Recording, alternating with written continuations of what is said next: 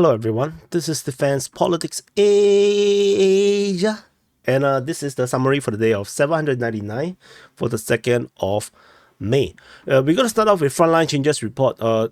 Because the frontline changes is not that many, so I'm going to integrate. I'm not going to separate it into two separate videos. The first one is going to be at Kyslivka, Kotlyarivka as well, and then Ocheretyne. So these are the frontline change. Over at Kyslivka, over at the Kupyansk Front, the Russian forces continue to expand their control over in this area here. As you can see, the battle for Kyslivka continues a bit slower. They are unable to break through quickly over in this western part of Kyslivka, as the Ukrainian forces seems to be holding quite well there. But the Russian forces have entered into Kotlyarivka. So this has been talked about for some time. So finally, we now have this confirmation with the Russian forces capturing around 15% of the settlement right now, around there. And they also managed to, let me pull up this a bit. I think I have to zoom out. So the Russian forces also managed to take more areas here, not just around the settlement, but around this southeast and east southern part of Kotlyarivka, as the Russians start to push in closer. And as you can probably see, there is the entrenchment around here. If you zoom in, you can see there is actually a entrenchment. So the Russians probably took already half of it at least, if not all of it, with the Russians now closing in at Kotlyarivka. So this is the frontline change over at Kyslivka and Kotlyarivka in the Kupyansk Front. The next frontline change is over at the Avdiivka Front. So the development around here continues, with the Russian forces now pushing towards Arkhangelsk from Ocheretyne. So with the Russian forces taken this site, the village, just nearby of Ocheretyne, and in a way there is some kind of encirclement around here that is developing. It's unclear if there's any Ukrainian forces around here, and the Russian forces have already taken the other side, so this encirclement is about to close. So we will continue to monitor the frontline, the situation. So Arkhangelsk so far is still to be seemingly under Ukrainian control for now. And this frontline change is by the Ukrainian mapping. So we're going to go into the strategic and tactical reporting. And the first thing first is, of course, as usual, at the southern front, over at Kherson Front, there is still fighting being reported at Kreminna, according to the Ukrainian Defense Ministry. The Russians are still allegedly attacking Kreminna. Honestly, I don't believe the Russians are attacking because there is so little to fight for. I don't think the Russians should be wasting soldiers there. But it is what it is. Opposite the shore of this Dnipro River, the Russian forces are bombarding Avdiivka and Tyachinka. Information coming from the Russian Defense Ministry. And we zoom out, there is also bombardments reported over at Mikhailivka, also along the Dnipro river, but further north, closer to the Kryvyi region. So that's all for the Kherson Front. We move into the Zaporizhzhia Front. Over the Zaporizhzhia Front, there is only actions being reported. As shelling reported at Orcheretyne, according to the Russian Defense Ministry. And then at Ocheretyne, the Russian forces are allegedly attacking, according to the Ukrainian Defense Ministry. However, that's all we know. There's nothing else happening over at the Zaporizhzhia Front. We move into the Donetsk Front. So this is the Donetsk Front. At the Donetsk Front, we have fighting reported at the Velika Novosilka region. Towards Makariivka, Ukrainian forces counterattack at Staromayorsky, Russian forces attacking at Orcheretyne. So this is the current situation over at the Velika Novosilka sector. Very interesting developments around here. There is no updates regarding any more further frontline change. Ryba simply acknowledged the frontline change reported by the Deep State UA. Moving away from the Velika Novosilka sector, we go into the Vodian, Konstantinivka, Novomihailivka region. Russian forces are attacking towards Vodian. They are attacking towards Konstantinivka as well as Paraskovievka. So Vodian, Konstantinivka and Paraskovievka. So the Russians are pushing in this direction. So nothing new to talk about here. No details to know about. Similar situation over around here. We're fighting reported around Maximilianivka. It could be either an attack or it could be just shelling, and the Russians are attacking in the battle of Krasnohorivka, but there is no news regarding all these battles. So that's all for this Donetsk Front. And a general picture you probably see Krasnohorivka, Maximilianivka, Paraskovievka, Konstantinivka towards Vodian, and Russians attacking Uruzhaine towards Makarivka. Ukrainian forces counterattack at Uruzhaine. So this is the strategic picture over at the Donetsk Front. We move into the Avdiivka Front. At the Avdiivka Front, things are getting a bit much. So fighting reported at Pervomaisky. Russian forces clash with Ukrainian forces at Netelove. Russian forces attacking towards Yasnobrodivka, Umansky, Semenivka. There is a clash between the two sides. Russian forces attacking towards Novoporovsky. Ukrainian forces attacking Sloviove. Russian forces attacking towards Sokil, towards Progress. And the thing about Progress is this is reported by the Russian Defense Ministry. It's some way corroborating what the Ukrainians reported the day before. Russian forces attacking Vozdizhenka, Novo-Alexandrivka. The Ukrainian forces counterattack at Ocheretyne. Russian attack out of Ocheretyne towards Arkhangelsk. There is some clash reported at Novo-Kalinove. I'm not sure where is this clash. It could be here actually. The Russian forces attacking at Karamik and towards Kalinove. So this is the strategic picture over at the Avdiivka Front.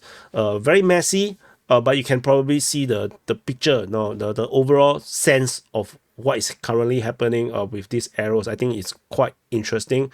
You can see how this flow of the action. You can see one big arrow in this area here, another big arrow forming in this direction going outwards. And then there's some clashes around here, and then there is this Russian push out from this area here. So this is the current osmosis that's currently happening with these Russian cells. So over at this southern part, just to zoom in a bit, there is no details regarding this fighting around here. We still have this fighting towards Yasnobrodivka, the clash at Netelove, the Russian push out of Pervomaisky and Umansky. There is no details regarding this the fighting around here. As I mentioned before, I believe the fighting here will be very slow. But the Russians do not have incentive to push quickly around this area here. We move to the central part. The Russian forces attacking Sokil is now very confirmed.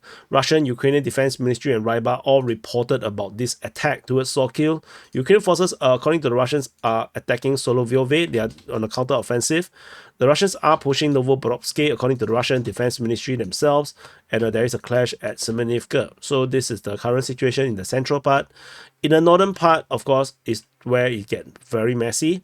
So the first thing first was this Russian push out of Ocheretyne towards Arkhangelsk. They have pushed out. Ukrainian forces are trying to counterattack in this area here. So which means the Ukrainians are trying to hold back the Russians right now. I think they managed to organize the defense a bit.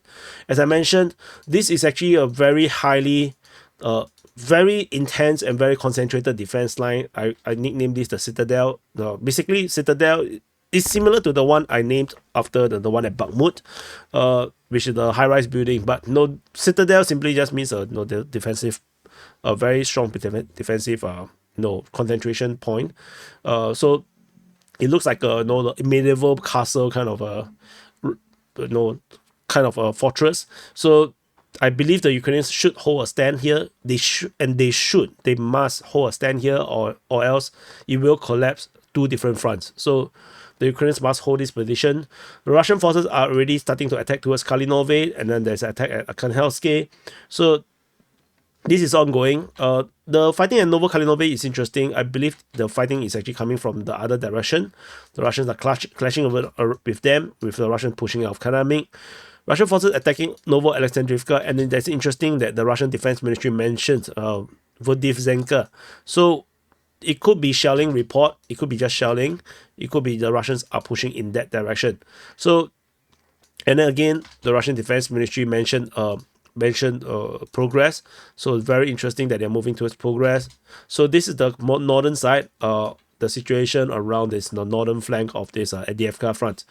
Very, very, very interesting, to say the least. So that's all from the Avdiivka Front. We move into the Niu-York Front. At the Niu-York Front, the Ukrainian forces attack at Pivdene, but that's about it. We move into the Bakhmut Front. So over the Bakhmut Front, I have to zoom out. So Russian forces attack at Kyslivka. They're attacking at Ivanivsky, attacking towards Chasivya around the canal region, at Novi, as well as Kotlyarivka. So this is the current situation over at Bakhmut. There is a geolocation of Ukrainian artillery getting destroyed by counter-artillery, it seems, just off Makove. So that's the situation at Bakhmut. We move on over at the Siversk Front. Russian forces continue their Siversk offensive. Fighting reported at Bilohorivka, Volkanokanyamsky, Sperne, towards Vimka, as well as Rozdolivka. So this is the current situation. It's pretty much the same with the reoccurrence of Rozdolivka returning to us. And Sperne. So we will continue to monitor and see how this develops. Seemingly this is going to be slow. I believe this is just a pinning operation. It's a diversionary attempt to stretch the Ukrainians' resources. Over at the Kreminna Front, we have fighting reported. There's no fighting reported at the Serebransky Forestry this time around. We do have the others like Torske, Yampolivka, Terny, and Nevsky. The Russians are in the initiative. They are pushing in all this direction. And the same thing happening over at the Svatove Front with the Russians making efforts at Gregivka. Over at this is Novoyehorivka, at Novoselivsky, at Stemekivka and Berestove, and there is shelling reported at Borova. So the Russians are pushing in multiple directions. You can see these two big arrows currently developing. So as per I mentioned before. So over at the Kupyansk Front, this side is also starting to get a bit interesting. Russian forces is returning their fight at Sinkivka and Petropolivka, shelling at Kupyansk being reported by the Russians, and the Russians are attacking Kyslivka. And in fact, they are actually also attacking Kotlyarivka at the same time. So this push is currently happening with this pincer happening in this direction. So if we zoom out a bit of the entire, this entire Kreminna, Kupyansk Front, Russians attack at Sinkivka, Petropolivka, Kyslivka, Berestove, Novoselivsky, Stemekivka, Novoyehorivka. This is what is this? Kharkivka, and Nevsky, Terny, Yampolivka, Torske, and shelling at Yampolivka and Kupyansk and Borova. So there is one arrow here, another arrow in this direction, and then another one here, another one here. So you can see, yeah, this is just a full frontal assault almost at this moment. So that's all for this Kupyansk Front. At the border region, there is only one geolocation being reported by Crimea Caprice, with a Humvee getting destroyed by a Lancet. And the fact that they actually use a Lancet on a Humvee just shows the lack of it's not a target rich region right now. The Kupyansk Front, they are hunting for whatever they can find, and they find a Humvee, so they destroyed it. So we will definitely continue to monitor, and this is the SITREP or summary or situation report for the day of 799 for the 2nd of May. Press the like button, subscribe. I saw some people asking why you double post. The first post is always on the DPA wall. It will be notified. And on the main channel, it's just a delayed telecast just to catch the other people that may not have seen the video. So this is to maximize the revenue for the channel and maximize the reach for the videos and the reports. So pardon me if you see the video again, just remember the thumbnails. The thumbnails are the same. Sometimes the title might be different because for SEO purposes, search engine optimization purposes, but the thumbnail is always the same. So, recognize the thumbnail and probably you will not feel cheated over watching the same video again. Thank you, and I'll see you guys in the next update.